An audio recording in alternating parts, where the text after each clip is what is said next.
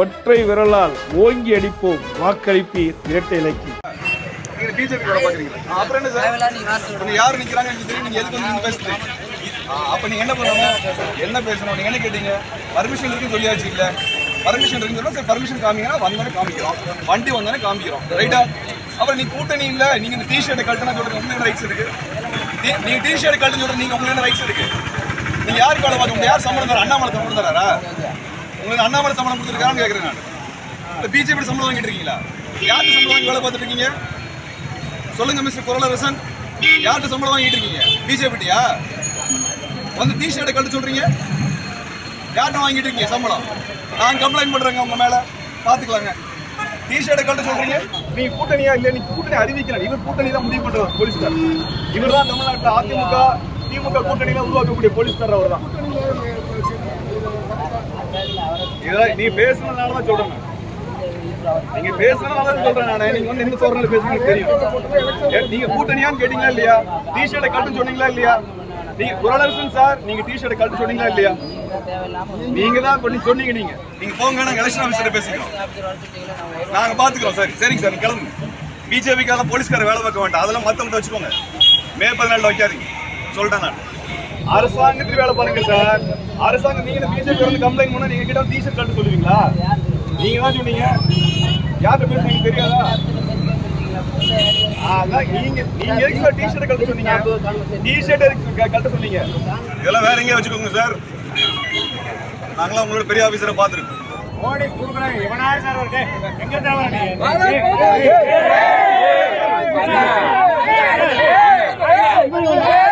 அவன் பேசுறான், என்ன அவன் பேசுறான்?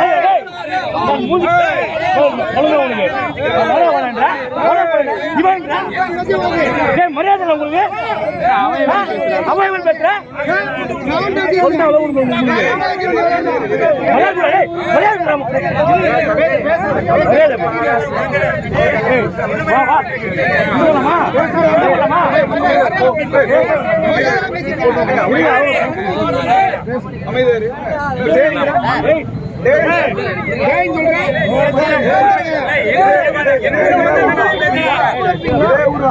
சும்மா விட மாட்டேன். மரியாதை பேசு, மரியாதை பேசு.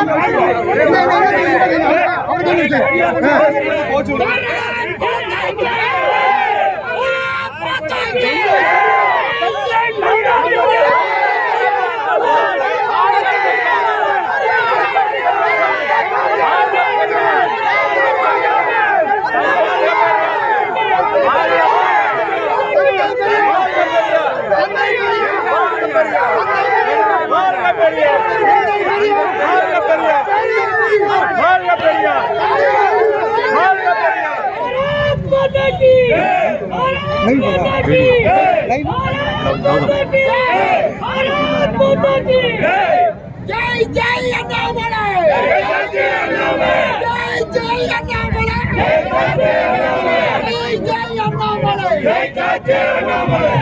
जय अन्नामलै, जय अन्नामलै. தமிழ்நாடு தமிழருக்கு, வெளியேறு வெளியேறு, வடநாட்டானே வெளியேறு, வெளியேறு வெளியேறு, வடநாட்டானே வெளியேறு.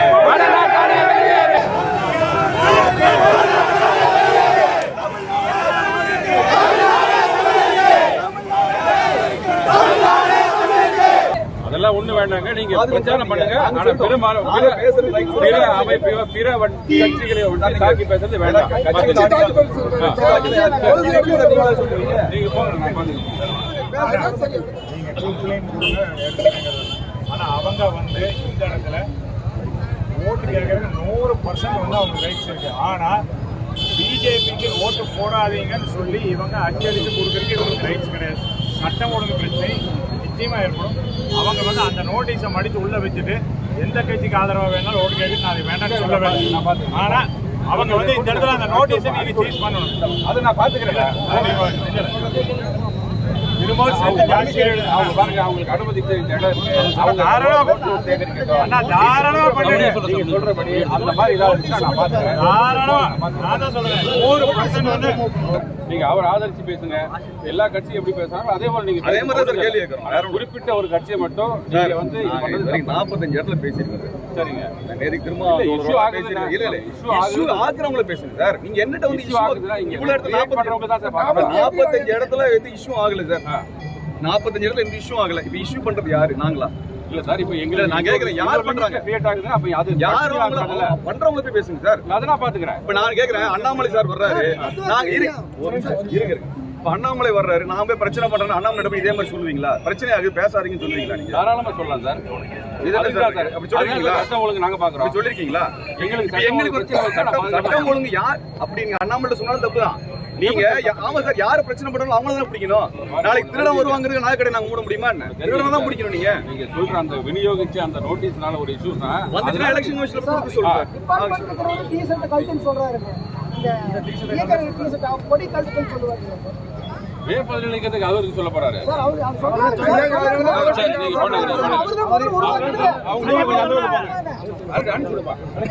அவங்க நீங்க அந்த அவங்க பிரச்சாரம் பண்ணிட்டு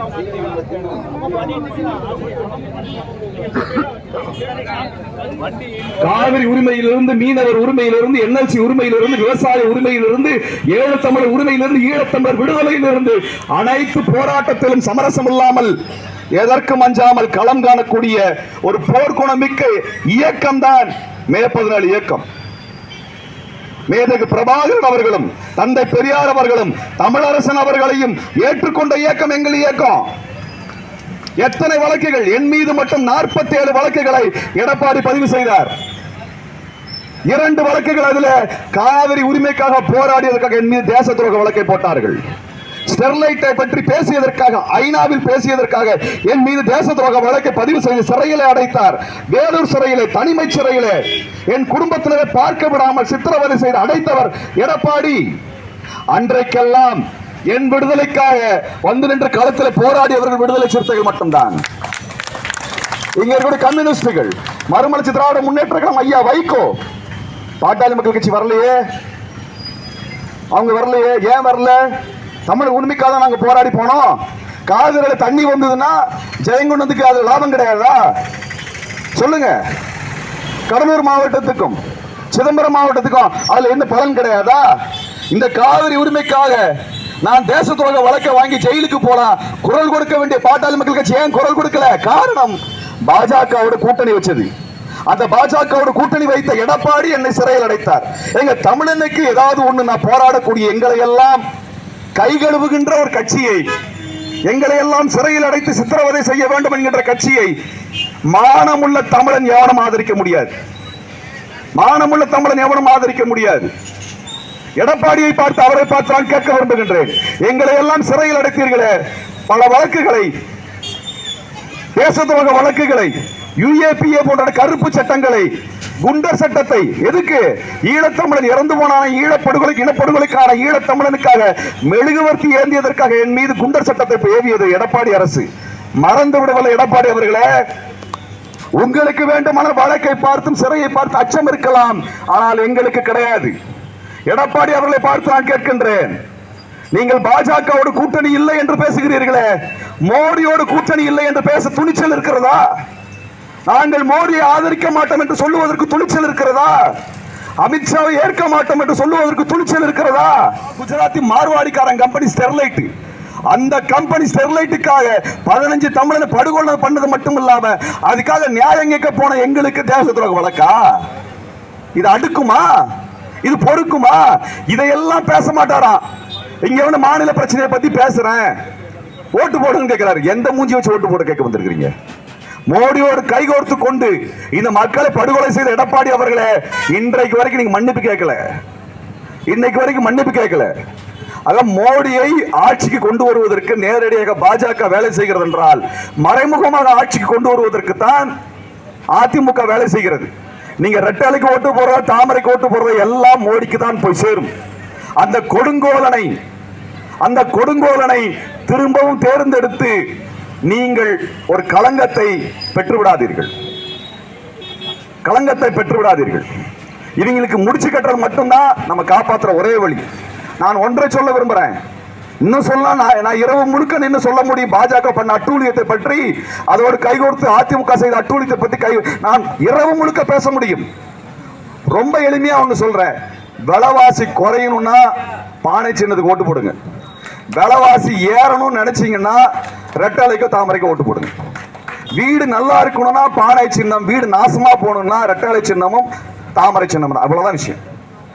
ஏன்னா இதுவரைக்கும் எடப்பாடி அவர்கள் எங்களுக்கு ஓட்டு போட்டா விலைவாசி குறைப்புன்னு எங்கேயா சொன்னாரா? எங்கேயா சொன்னாரா? அப்படிதான் சொல்லவே இல்லையே. விலைவாசி குறையலன்னா எப்படிங்க நம்ம வாழ்றது? எப்படி வாழ்றது? இவங்க ஆட்சி வந்ததுக்கு அப்புறம், மோடி ஆட்சிக்கு வந்ததுக்கு அப்புறம் நான் பல நாடுகளுக்கு போயிருக்கிறேன். எந்த நாட்டிலையும் சாப்பிடுற சாப்பாட்டுக்கு வரி போட மாட்டானுங்க. ஆனா கேடு கட்ட மோடி ஆட்சி சோத்துக்கு வரி போட்டது. நீங்க சாப்பிடுற இட்லி சாப்பிடுறீங்களே ஹோட்டல்ல, அதுக்கு வரி. அங்க சட்னி போட்டானா அதுக்கும் வரி. அது இலையில போட்டா அந்த இலைக்கும் சேர்த்து வரி. உங்களுக்கு பில் அடிச்சு கொடுத்தாருன்னா அந்த பில்லு காகிதத்துக்கும் வரி. எல்லாத்துக்கும் வரி போட்டது நரேந்திர மோடி அரசு, மறந்துடாதீங்க. அது மட்டும் இல்ல, அதோட நிக்கல மோடி. இவங்க கிட்ட இன்னும் எப்படி எல்லாம் காசு கொடுங்கன்னு பார்த்தா, பிறந்தா அந்த பிறப்பு சான்றிதழுக்கு ஒரு வரி, நீங்க செத்து போனீங்கன்னா செத்ததுக்கு ஒரு வரி, அது எரிச்சீங்கன்னா அதுக்கு ஒரு வரி, புதைச்சீங்கன்னா அதுக்கு ஒரு வரி. இப்படி பிறந்ததுக்கு செத்ததுக்கு வாழ்றதுக்கு எல்லாத்துக்கும் வரி மேல வரி போடுறதை வெள்ளக்காரங்குடி செய்யல. வெள்ளக்காரங்குடி செய்யல. இப்படி ஒரு கேடுகட்ட அரசாங்கத்துக்கு, இப்படி கேடுகட்ட தாமரை சின்னத்துக்கு நம்ம என்னத்துக்கு ஓட்டு போடணும்? என்னத்துக்கு ஓட்டு போடணும்? என்னத்துக்கு ஓட்டு போடணும்? பாஜகவோட கூட்டணி வைப்பதற்காக பாமக வேண்டுமானால் எதுவும் நல்லது கிடைக்கலாம். ஆனால் பாமர மக்களுக்கு எதுவும் கிடைத்து விடாது. விலைவாசி தான் ஏறும். நான் நல்லா சொல்றேன், எழுதி வச்சுக்கோங்க. மோடி திரும்ப ஜெயிச்சா பெட்ரோல் விலை 2 மடங்கு ஆகும், டீசல் விலை 2 மடங்கு ஆகும், கேஸ் சிலிண்டர் விலை 2 மடங்கு ஆகும். சமைக்க முடியாது, வண்டி ஓட்ட முடியாது. சைக்கிள் வச்சிருக்கீங்களா? சைக்கிளை தொடச்சு எண்ணெய் போட்டு வச்சுக்கோங்க.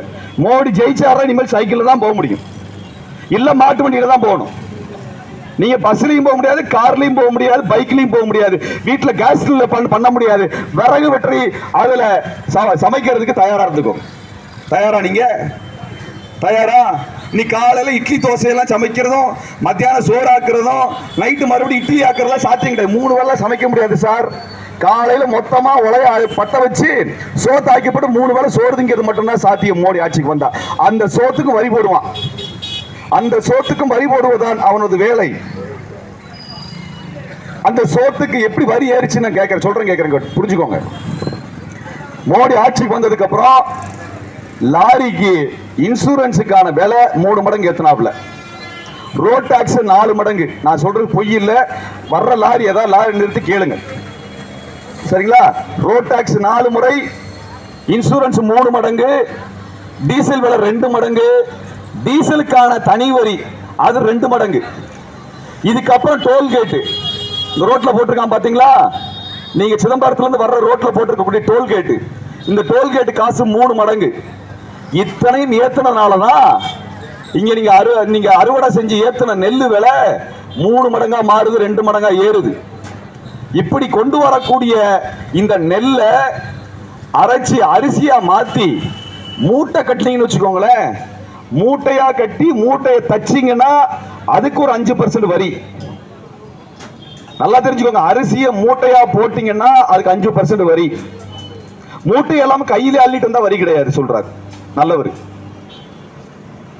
எப்படி கையில் அள்ளிட்டு வந்தீங்கன்னா அதுக்கு வரி கிடையாதாமா, மூட்டை கட்டிங்கன்னா அதுக்கு வரியாமா. எப்படி அரிசி ஏட்டு வர வீட்டுக்கு கையில தூக்கிட்டு வர முடியுமா? இல்ல குண்டான்ல தூக்கிட்டு வர முடியுமா? மூட்டை கட்டி தான் எடுத்துட்டு வரணும். மூட்டை கட்டினா அதுக்கு வரி. இப்படி எல்லாத்துக்கும் வரி போட்டதுக்கு பின்னாடி கேஸ் விலை ஏறிடுச்சு.